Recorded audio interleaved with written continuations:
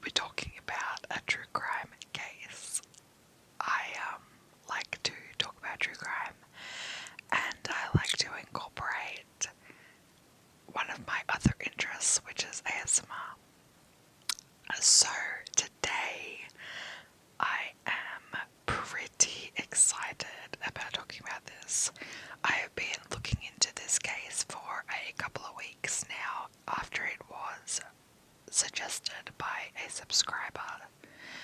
I hadn't heard about this case until then. It must have slipped by me because I like to research true crime. Mostly like American stuff, but lately I have been getting into researching Australian crimes.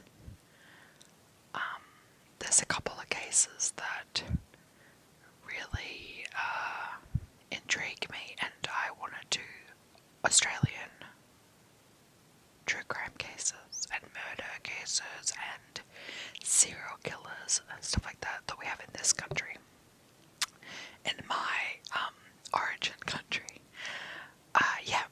So I listened to a podcast about this. I actually was going around to different stores looking for Halloween decor items. I went around to like 5 different TK Maxx's like last week because I wanted to have a look at their Halloween stuff, which was a little bit disappointing. I don't think we're going to get as much stuff in this year as last year, but I am going off track.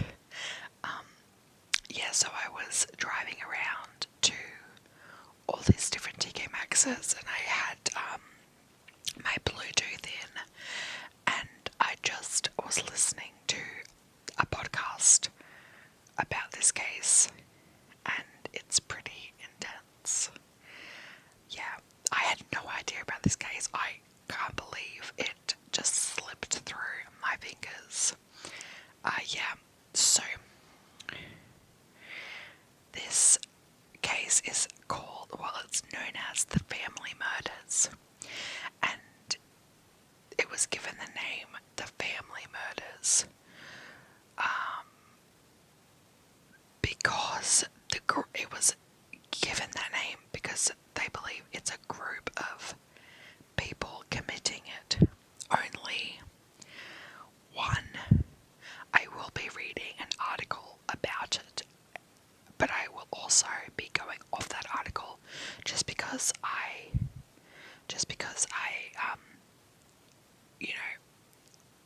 I can talk about it a little bit without having to be prompted because I've been listening to details and stuff like that.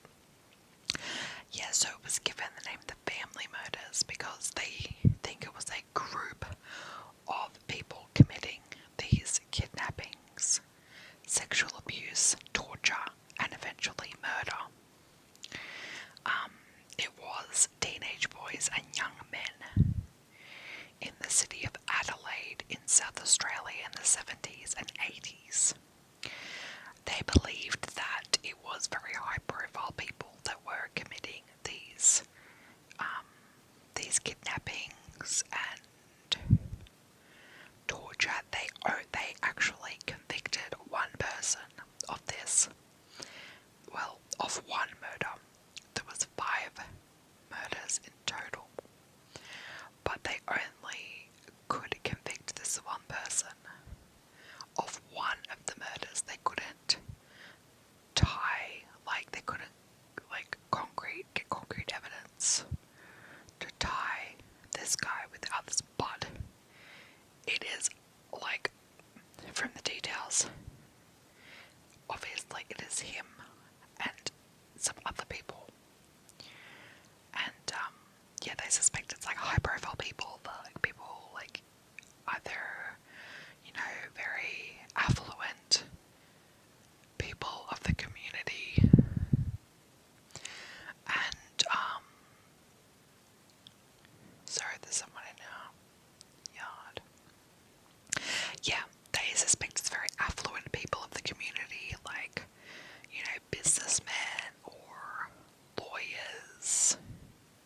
you know, or in maybe like the higher up roles in the community. You know what I'm trying to say?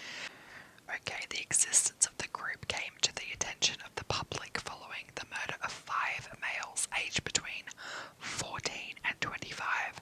Yeah, the youngest was only 14, which, when you find out, like, how they died,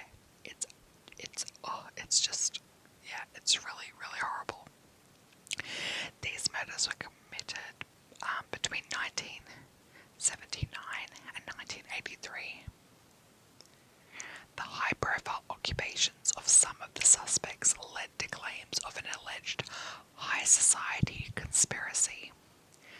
The name of the group stems from an interview a police detective gave on 60 Minutes, which is, if people are not familiar with 60 Minutes, because I know there are some overseas people that listen and watch my videos.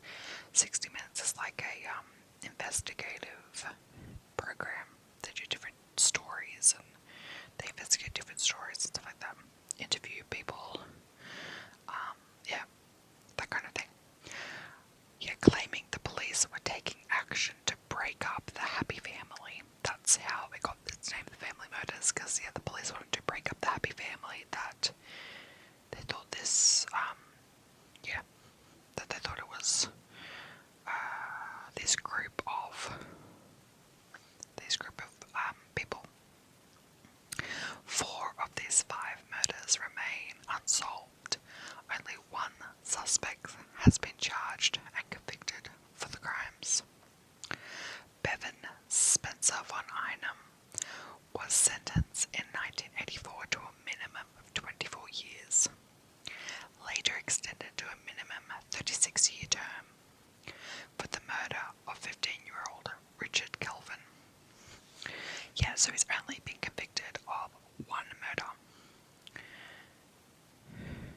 But, like, really, when you look at the similarities between each victim and, yeah, just the details, it kind of, you can see it's him, but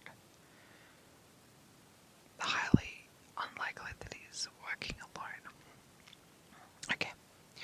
Police believe that up to 12 people, several of them high-profile Australians, were involved in the kidnappings. The suspects and their associates were linked mainly by their shared habits of actively having sought out young males for sex, sometimes drugging and raping their victims. Von Einem was convicted in 1984 of the murder of Kelvin and sentenced to life imprisonment. Yes, so in 1989, von Einem was charged with the murders of 2 of the other victims, but the prosecution voluntarily discontinued criminal charges, so they decided not to continue, because during the trial, when crucial similar fact evidence was deemed inadmissible by the presiding judge. Von Einem was also one of the last people seen with another victim following his abduction.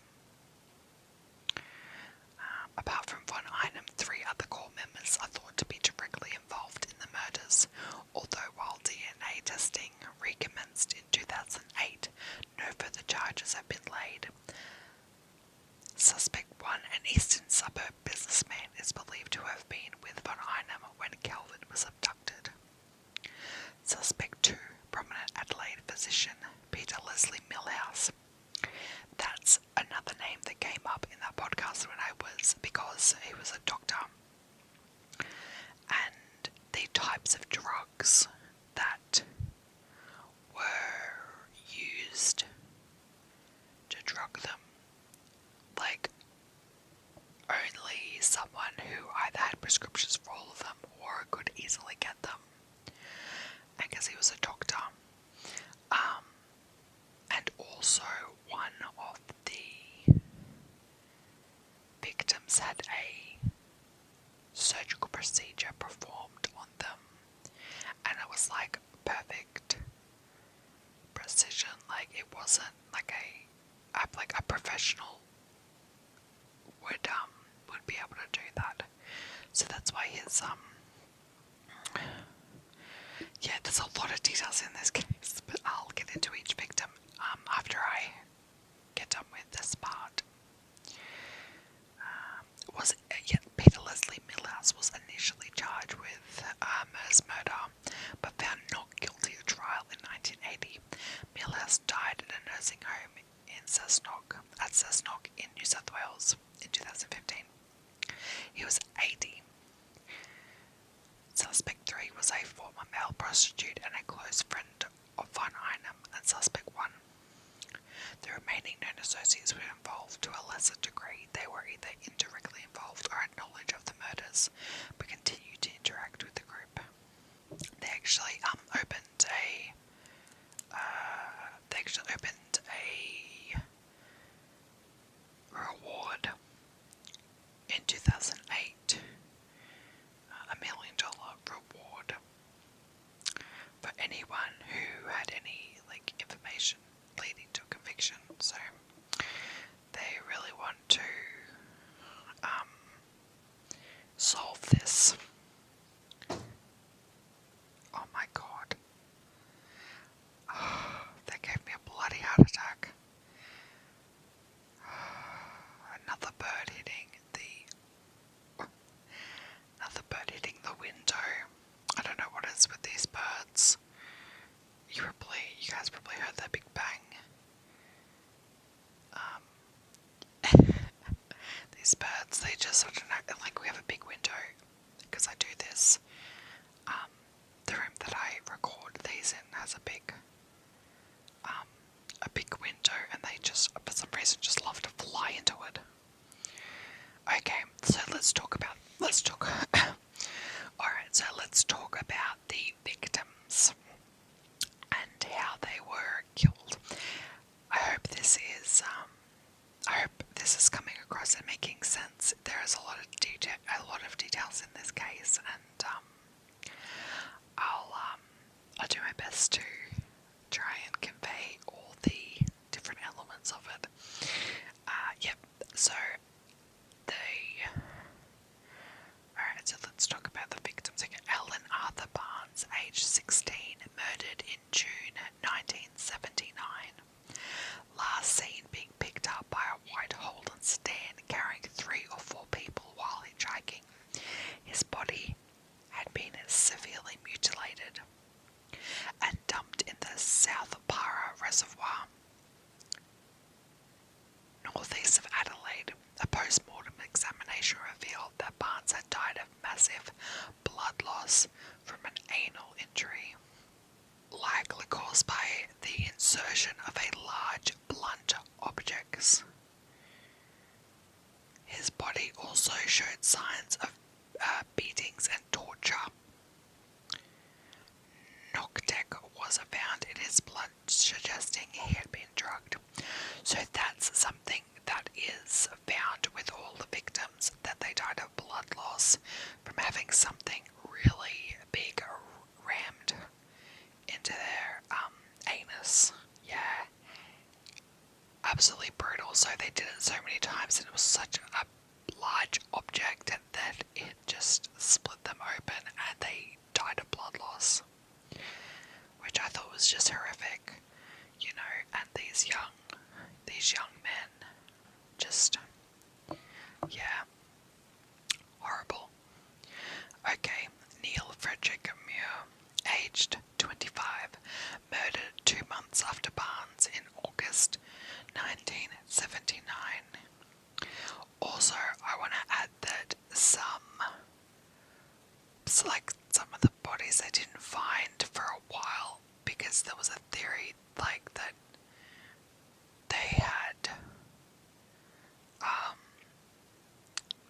they had kidnapped them and kept them for longer periods and used them as sex slaves and stuff like that. Really messed up. His remains had been dissected and neatly cut into many pieces, placed in a garbage bag and thrown into the Port River of Port Adelaide. This is the one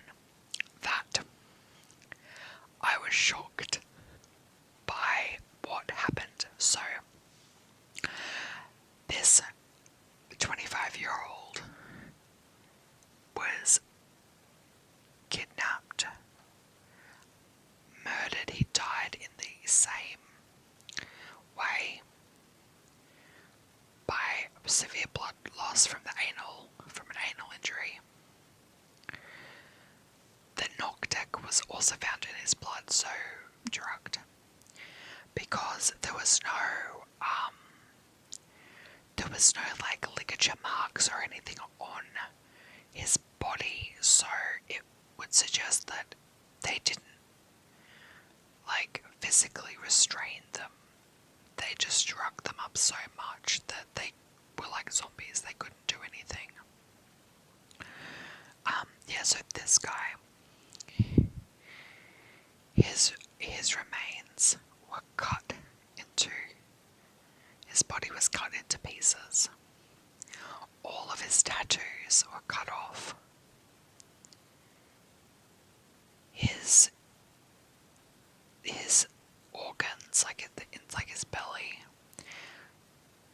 his organs were scooped out. His body parts were put into a garbage bag, like his legs and limbs. Then they were placed into the abdominal. Why is it so hard for me to say this word? Abdominal cavity. So just think about that for a second. His organs were scooped out, and his arms and legs were stuffed into his stomach, essentially. His head was cut off.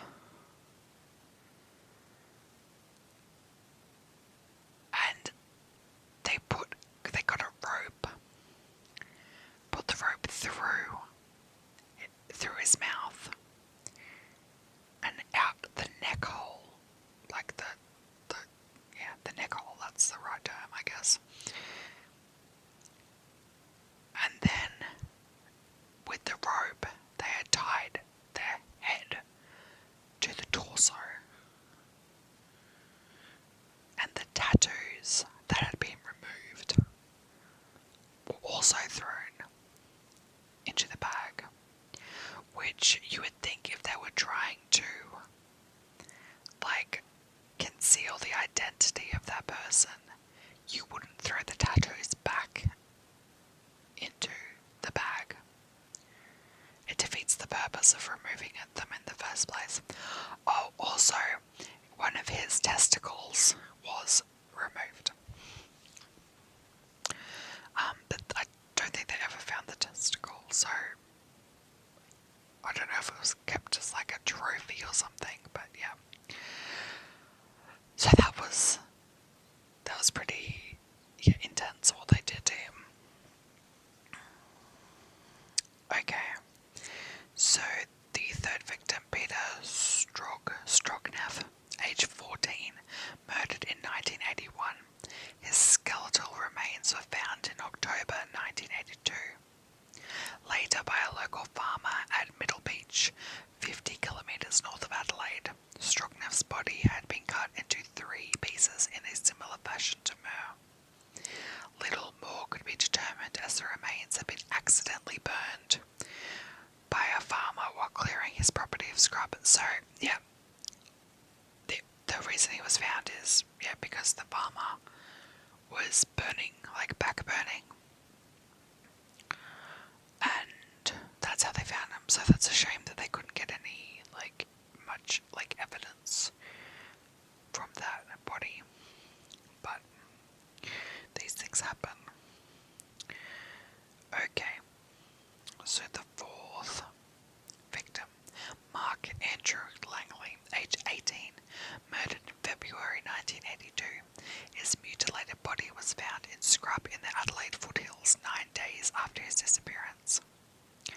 Among the mutilation was a wound that appeared to have been cut with a surgical instrument that went from his navel to the pubic region, and part of his small bowel was missing. The hair around the area had been shaved, as it would have been in an operation in hospital. The postmortem revealed that Langley had died from a massive loss of blood from gross injuries to his anus. So it's the same. And the sedative hypnotic drug Mandrax. Popular in the 1970s disco scene was found in Langley's blood. So the podcast that I was listening to, they were talking about the operation, and they were talking about how the killer was, like whoever did the operation was trying to remove something, almost like they had inserted whatever it was up so far that it like went too far for them to reach, so they had to cut it out of them to remove the item, so they couldn't pull any like fingerprints up from that item, which is like, which is fucked up. But yeah, that's not the only thing in this case that's fucked up. But yeah, that was yeah. They went into detail about how the reason why he did that is because the object could have fingerprints on it, so obviously didn't want to leave that behind. Okay, so the last victim, Richard Dallas Kelvin, born 4th of December 1976, aged 15, and murdered in 1983. The son of popular Nine Network news presenter Rob Kelvin. He was abducted a short distance from his North Adelaide home. His body was found on the 24th of June 1983 by a family who was searching for moss rocks near a dirt airstrip at Kurtzbrook. Kelvin was held captive for over 5 weeks, and a post-mortem examination revealed that he had died of massive blood loss from anal injury, again the same, likely caused by insertion of a blunt object. Analysis of Kelvin's bloodstream revealed traces of 4 hypnotic drugs, including the drugs were Mandrax and Noctic, so the same as the others. Trace evidence, including hair and fibers from Von Einam's house, was found on Kelvin's body and clothing. So that's how they were able to pin it on him. Because they had trace evidence, but they couldn't pin it on.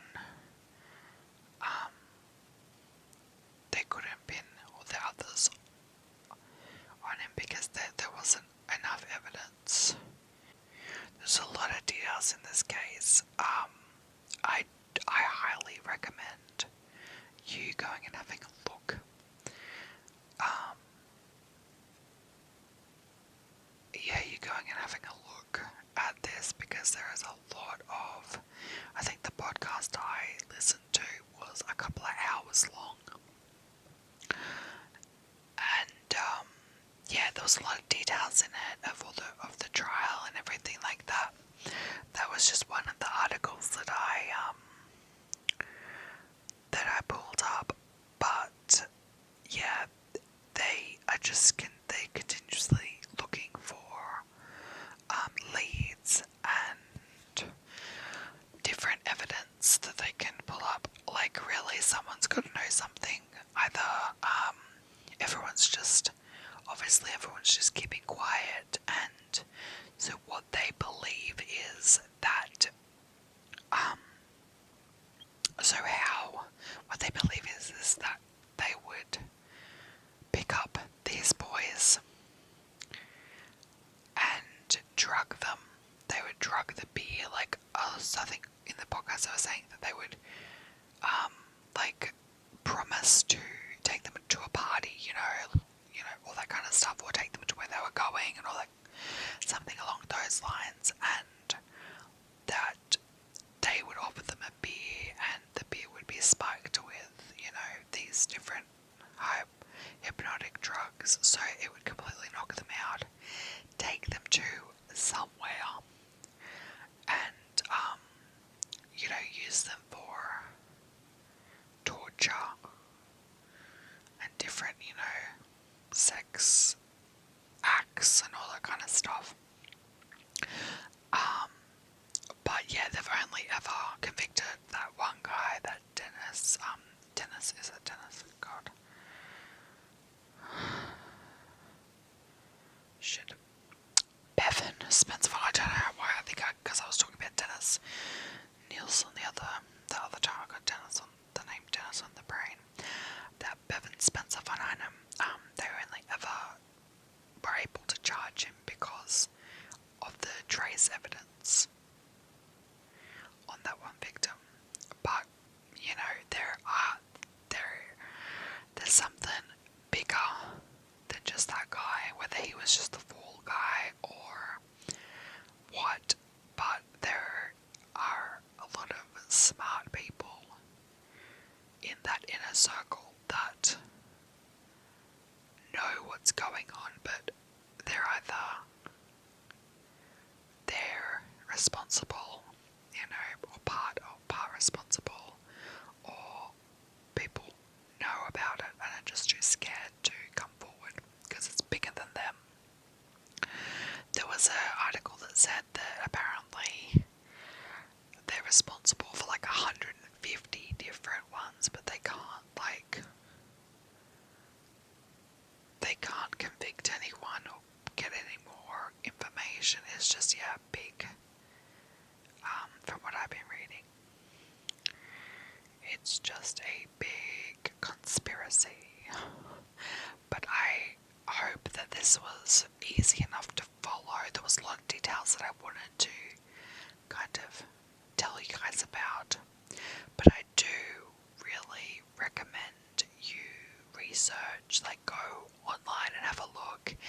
And there's a book written about it, which I haven't read it, but I imagine it goes into more detail than I have. But yeah, and there's, I think, there's a documentary on YouTube about it, about all these killings. But yeah, it's very interesting. It's mysterious, but horrific, because what they did to these boys, jeez, like, takes a real sick person to do all that, especially that second victim. That really shocked me. Like, just all that effort that went into just doing all those different things, and like stuffing his arms, legs into his bloody belly, and really, really gross. But you know, these kinds of people fascinate people like me who love true crime and love hearing about different crime cases. So it's what us crime buffs love, right? Yeah, so that was that.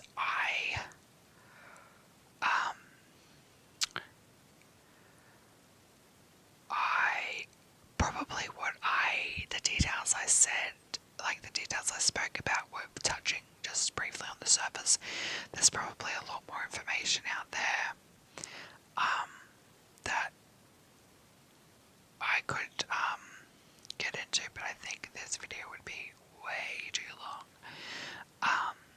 But yeah, I really hope you guys have enjoyed this video. I've been getting some really nice responses from you guys about this series. I did upload yesterday.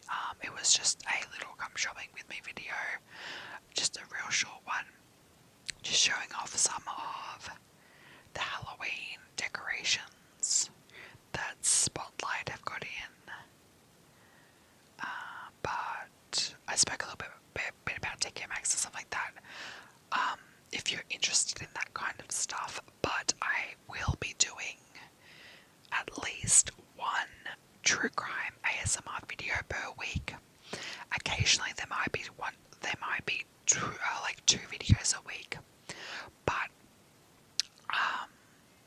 that's only if I can work it into my schedule. But it's been quite good to like add this into my schedule, into doing these videos, and I really enjoy doing these videos and speaking about different crime cases. In this this one I wasn't so much reading off the article and off like a script or anything. I don't do scripts for these videos. I just have an article in front of me and I read it. But I will interject into that article little details that I've read or I know previously or point of views and stuff like that. Yeah. But I'm really glad that you guys are enjoying this, and I will just keep on going with Aussie crime. I am going to be doing the another crime series on this channel, which I actually go out to different locations, and that kind of thing, because it was one that happened fairly close, which was the Riggs murder. If you are familiar with that, that's the one that I was kind of umming and ahhing about to do, just because it's a little bit close to home. Because I actually went to high school with the lady that died, her daughter. So I was a bit apprehensive about talking about it, but at this point I'm still umming and ahhing. But we'll see what other crimes happened near where I can get to, and I'll be going out to locations and giving you details of all the different things that I can. So I hope you guys will enjoy that. But as for now, next week I'll be doing the lesbian vampire